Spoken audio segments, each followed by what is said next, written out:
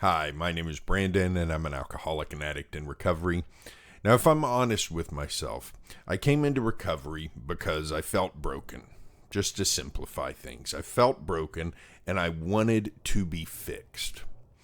And so I already was in trouble because I had the conception that recovery is there to fix you.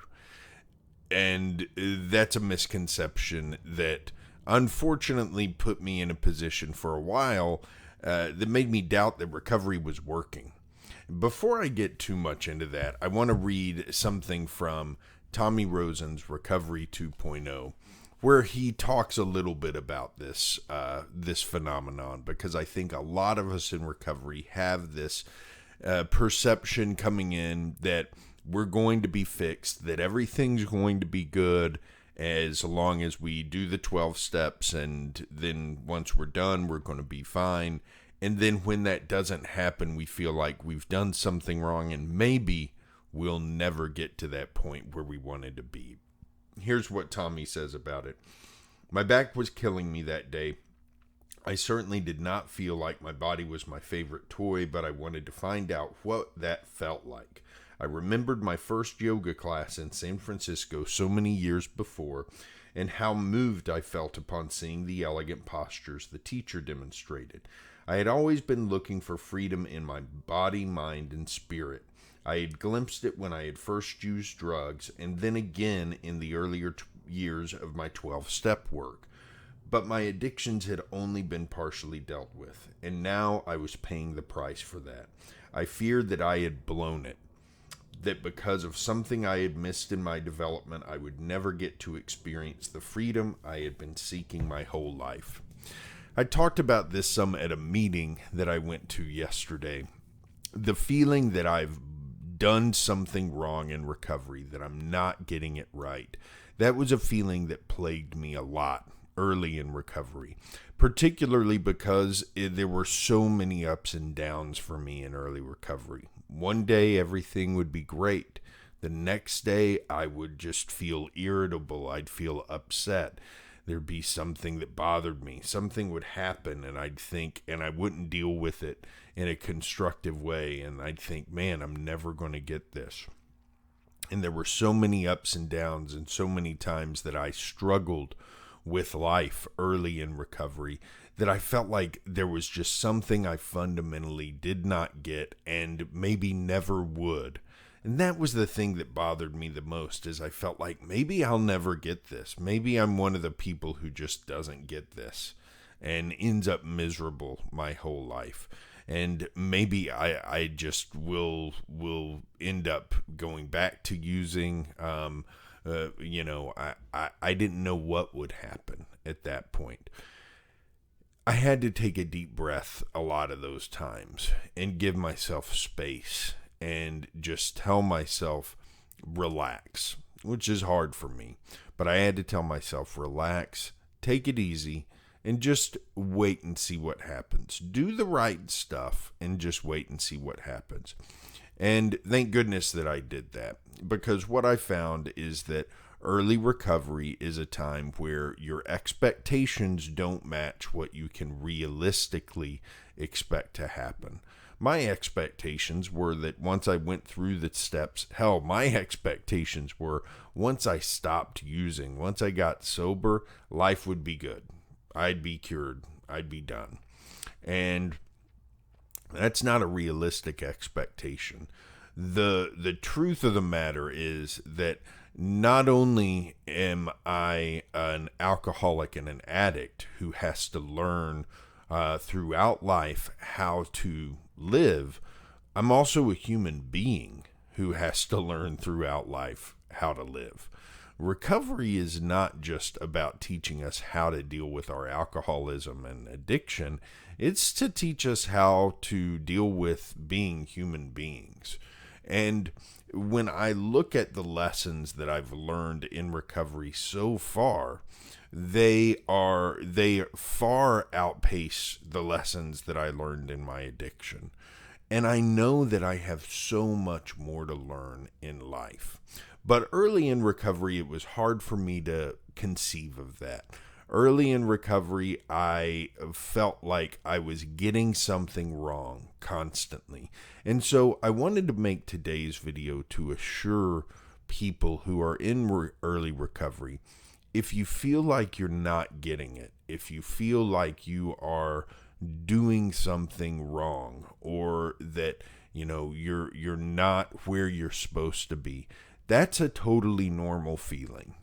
And it's, in my experience, it's usually a feeling that people have when they are doing the work.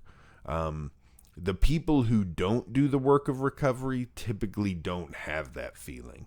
But the people who are doing the work of recovery, who are working toward the change, they typically get to that feeling. Now, usually one of two things happen.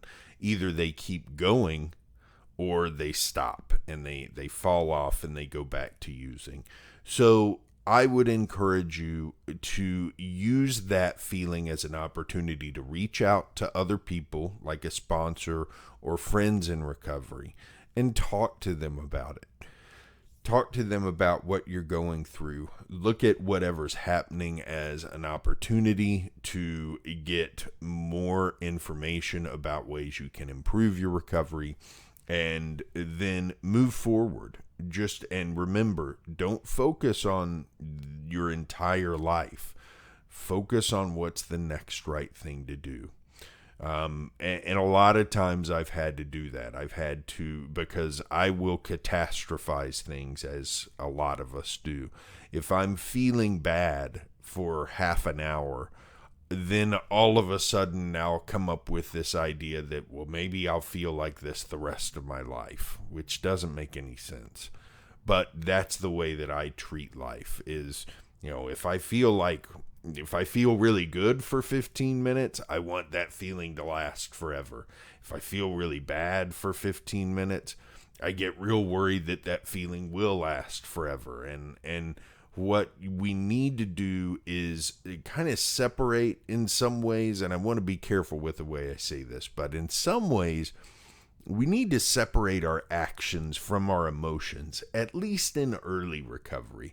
As the big book says, once you go through this for a while, you start to gain intuition about what the right thing is to do, and your emotions and your actions can start to work together in harmony a little bit.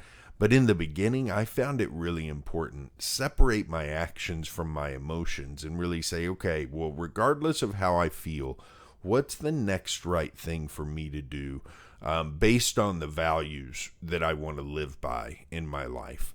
And as long as I really honestly did that, as long as I really honestly chose my actions based on those values, then the feelings that were bothering me tended to fade. So it's really important to recognize that if you feel like you're in a position where recovery is not what you expected, where you feel like you're not doing it correctly, that may well be a sign that you are. And just take it easy. Remember that this is not something that happens like that. While you might get to a point where you're ready to stop very quickly, where you're ready to stop using very quickly, while you might have that kind of spiritual awakening, there's still a lifetime of learning. And most people that I've talked to who have 10, 20, 30, 40 years of recovery, most of those people say that they still every day learn something new. And so that's what we're really trying to do in recovery, is put ourselves in a position where we're approaching life with open hearts, open minds, really as teachable as possible, and letting life be our teacher. And it's a hard place to be in the beginning, because most of us wanted to control life.